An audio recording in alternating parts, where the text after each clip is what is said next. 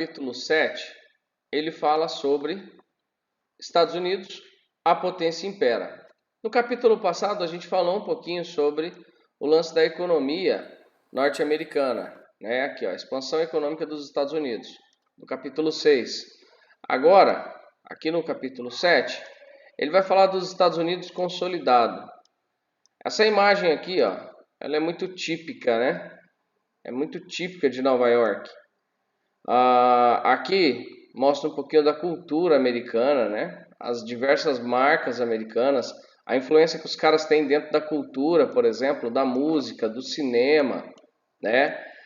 Nos esportes, em tudo que é segmento, os Estados Unidos conseguem ter uma influência muito grande ou razoável, né?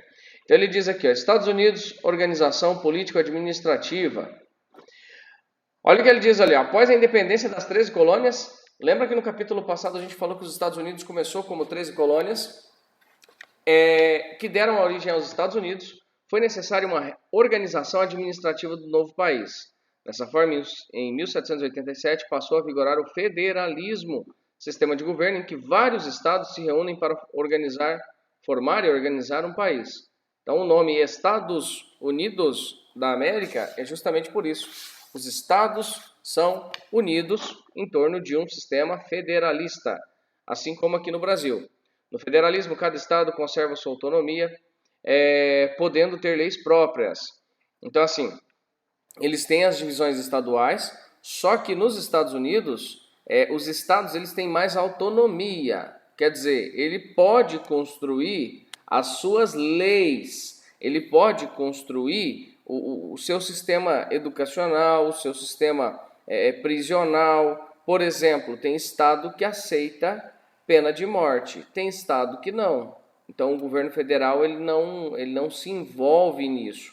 Aqui no Brasil não, todos os estados têm que seguir a mesma diretriz, a mesma lei do governo federal.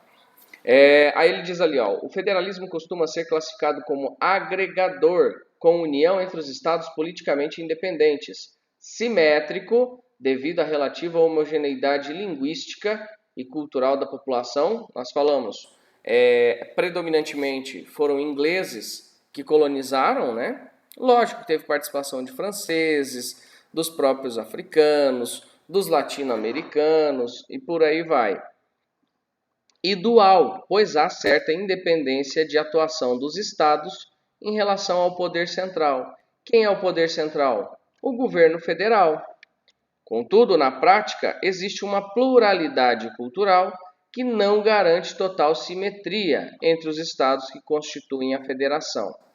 E agora, nesse momento que a gente está vivendo, o lance da pluralidade cultural, ele diz que não é uma simetria perfeita.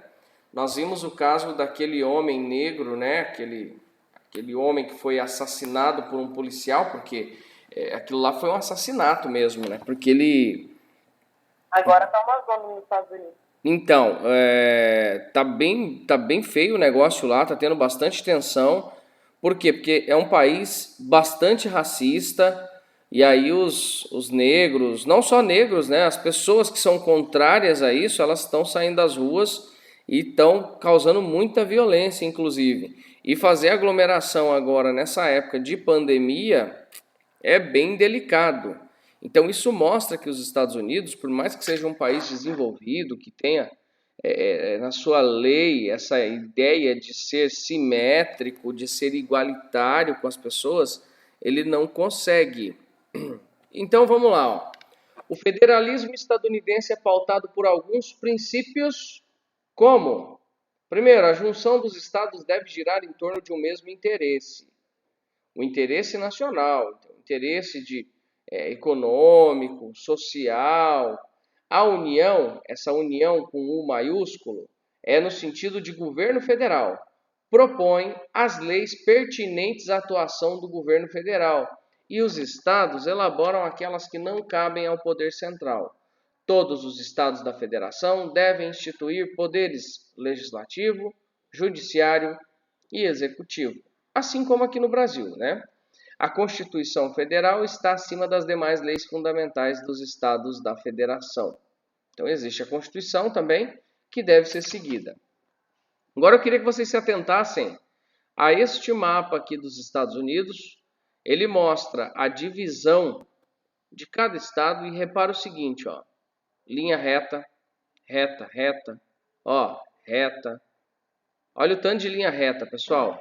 Olha essa cruz aqui. Arizona, Novo México, Colorado e Utah. Uma cruz. Literalmente, se você chegar aqui nesse ponto, você consegue pisar em 4 estados em questão de segundos. Ó. Pisou aqui, aqui. É bem quadriculadinho.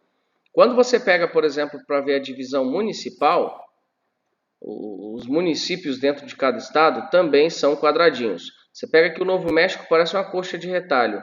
É tudo bem quadriculadinho, tudo retangular. Por que que tem este modelo de divisão política?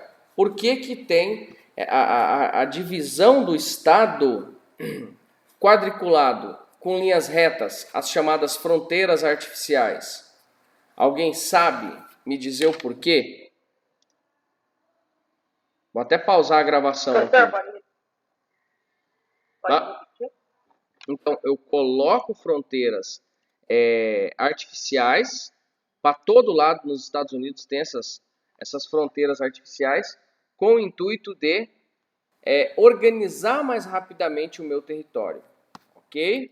Então, são 50 estados nos Estados Unidos. Bom, esse Conexão Brasil, depois a gente vai ler ele na hora de fazer o exercício, tá? Vamos deixando ele aqui. Esse textinho aqui, ó, o fortalecimento do capitalismo.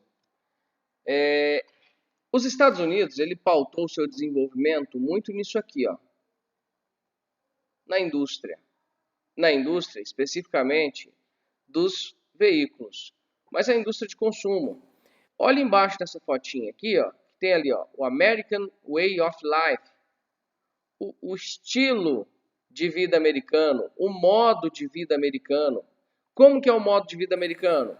É a utilização do carro, carros grandes, né, potentes. Os americanos gostam de casas grandes, eles gostam de consumir muitos produtos, tanto é que é o país que tem o maior padrão de consumo do mundo. Os caras, eles consomem a maior parte dos recursos naturais do planeta Terra. É o país que mais consome recursos. Por quê? Porque existe um jeito de vida que os americanos têm, um modo próprio de vida, né? Comem muito, gastam muita energia. É um jeito, é um modo cultural dos americanos. Isso é o que fez, de certa forma, que os Estados Unidos se desenvolvesse tanto.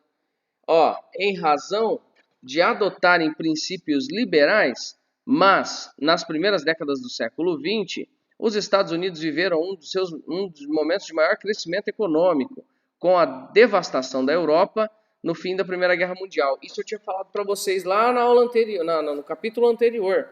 Os Estados Unidos vai se desenvolver em grande parte por conta da crise da Europa. Quando a Europa não consegue mais atender o mercado internacional com seus produtos, os Estados Unidos assumem a liderança. E aí ele começa a fornecer produto para o mercado internacional. E aí essas práticas liberais, o que é prática liberal? O Estado ele não intervém na economia. Ele deixa que as empresas definam quanto, quando, onde vão produzir, à vontade. E aí, esse estilo de vida americano, essa alta produção, ela gerou isso, ó. A grande crise de 29. Bom, gente, então todo esse liberalismo econômico que a gente falou, que os Estados Unidos adotou, ele acabou gerando isso aqui, ó. A crise de 29, a Grande Depressão. Aqui nós vemos uma fila de pessoas desempregadas, ó. Muita gente procurando emprego, não só nos Estados Unidos, mas no mundo inteiro. Inclusive, naquela época e nessa época, o Brasil entrou numa recessão gigante, a gente só vendia café para o mercado internacional, o nosso café deixou de ser comprado, o Brasil vai ter que mudar o seu plano econômico para poder se manter ativo na economia. Bom, bem, quando os Estados Unidos entrou nessa recessão econômica gigante de 29, os Estados Unidos teve que adotar uma prática que não era liberal. Então a gente falou liberalismo, né? O Estado deixou as empresas produzirem o que bem entendessem, como bem entendessem, quanto bem entendessem. Só que aí gerou uma crise. Produziu-se demais, não tinha mercado consumidor e isso gerou um problemão. Não tinha para quem vender, se não tem para quem vender, não tem por que eu produzir. Então, essa crise de 29, ela lascou os Estados Unidos. Só que para se recuperar, olha só, recuperação e consolidação econômica. Os Estados Unidos adotou um plano chamado New Deal. New Deal, logo após a crise de 29. E aí, os Estados Unidos, de certa forma, começou a se recuperar. Só que em 1939, uma década depois, veio a Segunda Guerra Mundial, que, de novo, colocou a Europa no centro do conflito. Os Estados Unidos, quando acaba essa guerra, ele sai mais forte ainda. Inclusive, construindo para a Europa, olha esse nomezinho aqui, ó, o Plano Marshall. Plano Marshall foi um pacote de incentivo financeiro para o continente europeu. Então, os europeus, eles receberam dinheiro dos Estados Unidos para poder se reconstruir. Só que, logicamente, que esse dinheiro não é dado, esse dinheiro é emprestado e ele tem juros. A partir daí, os Estados Unidos, da Segunda Guerra Mundial, ele teve um impulso, olha ali, ó, o pós-guerra mundial marcou, assim, o impulso do crescimento econômico estadunidense. Quando que os Estados Unidos consolida como potência mundial? Após a Segunda Guerra Mundial. Aí vai emergir ele e a União Soviética, no período que nós chamamos de Guerra Fria, ok? Este período de Guerra Fria vai ser marcado por uma disputa intensa entre os Estados Unidos e a União Soviética, só que os Estados Unidos, ele teve uma estratégia diferenciada. Com este plano econômico, o Plano Marshall, ele conseguiu se estabelecer como uma potência econômica, uma potência militar, uma potência política. São os Estados Unidos, né, gente? Todo mundo sabe quem são os Estados Unidos, quem é o presidente. Sem dúvida nenhuma, o presidente dos Estados Unidos, como a gente falou no capítulo anterior, é uma das pessoas mais importantes do mundo. Por quê? Porque ele controla a política do país mais poderoso do mundo. E de lá para cá, de 1945, que é o que esse texto aqui vai falar, os Estados Unidos se consolida, ou seja, ele se projeta como a maior potência do mundo. Em 1991, a União Soviética chega ao fim, e aí os Estados Unidos assumem essa posição de destaque sozinho no mundo. A União Soviética se desmembra, os Estados Unidos se consolida como a grande nação capitalista do planeta. Bom, então, ó, na década de 80, o modelo econômico neoliberal passou a ser adotado pelo presidente Reagan, novamente minimizando ao máximo a participação do Estado na economia. Então, os Estados Unidos, como vocês viram, ele teve o liberalismo. Olha só, aqui nesse texto nós falamos do liberalismo. Os Estados Unidos se fortaleceu e tome e consume, todo mundo comprando, todo mundo comendo, consumindo recursos, consumindo mercadorias. Veio a crise de 29. Então aqui era liberal, aqui virou intervencionista, o chamado keynesianismo. O Estado intervém na economia, ele define o que vai ser. Aí, através do Roosevelt, nós tivemos o New Deal, que é aquilo que eu falei para vocês. É um plano que o Estado, ou seja, o governo federal dos Estados Unidos começou a investir dinheiro no país, construindo rodovias, ferrovias, investimento em atividade agropecuária, em atividade industrial. o governo tirou dinheiro do bolso e começou a investir. Para quê? Para tentar recuperar a economia. E aí aqui, neste textinho, ele fala da recuperação e consolidação.